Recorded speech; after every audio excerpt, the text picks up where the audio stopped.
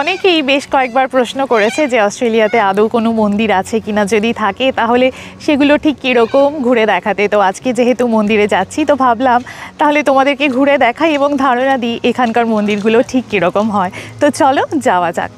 অস্ট্রেলিয়ার প্রতিটা বড় শহরেই বেশ অনেকগুলি মন্দির আছে। যেমন আছে ইসকন মন্দির, তেমনি কৃষ্ণ মন্দির, শিব মন্দির, গণেশ মন্দির, স্বামী নারায়ণ মন্দির, মুরুগান টেম্পল। তো আমি এখন যাচ্ছি শ্রী লক্ষ্মী নারায়ণ মন্দিরের উদ্দেশ্যে। সাধারণত যখনই আমাদের কোনো বিশেষ ধর্মীয় উৎসব অনুষ্ঠান থাকে তখনই আমার মন্দিরে যাওয়া হয়। আর আমাদের দেশের মতো এত ঘন ঘন মন্দির তো এখানে থাকে না, বেশ দূরে দূরে ইউজুয়ালি মন্দিরগুলো হয়। এনিওয়ে, আজ শ্রীকৃষ্ণের জন্মাষ্টমী উপলক্ষেই আমার এখানে আসা, এবং খুব শর্টে তোমাদেরকে ঘুরে দেখাবো, কারণ পুজো দিতে এসেছি, তাই ভ্লগ বানানোতে সময় অতিবাহিত করার কোনো ইচ্ছেই আজ আমার নেই।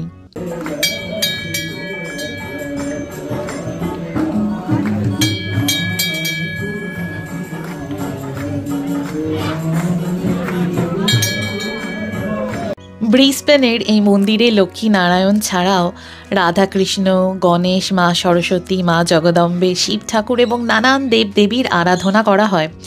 জন্মাষ্টমী, দিওয়ালি বেশ বড় করে এখানে পালন করা হয়। তাছাড়া প্রতিদিনই পূজা অর্চনা, নাম সংকীর্তন যেমন হয়, তেমনি যাগযজ্ঞ যদি কেউ করতে চায় তার ব্যবস্থাও এখানে রয়েছে।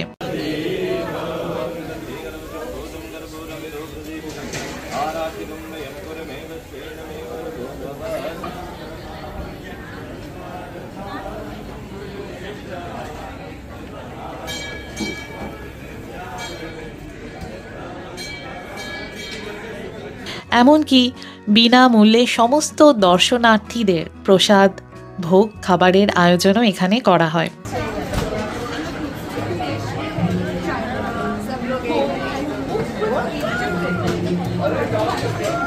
এনিওয়ে, আজ এখানেই শেষ করছি। আমি ডক্টর তৃষা। সবাই খুব ভালো থেকো। দেখা হবে খুব শিগগিরই অস্ট্রেলিয়ার উপরে নতুন আরেকটা ব্লগে। হরে কৃষ্ণা।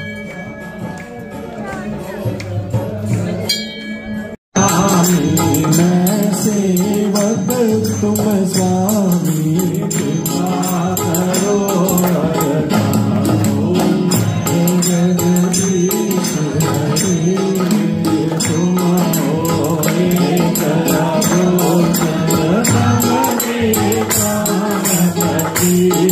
बोलिए श्रीमद् भागवत महापुराण की जय।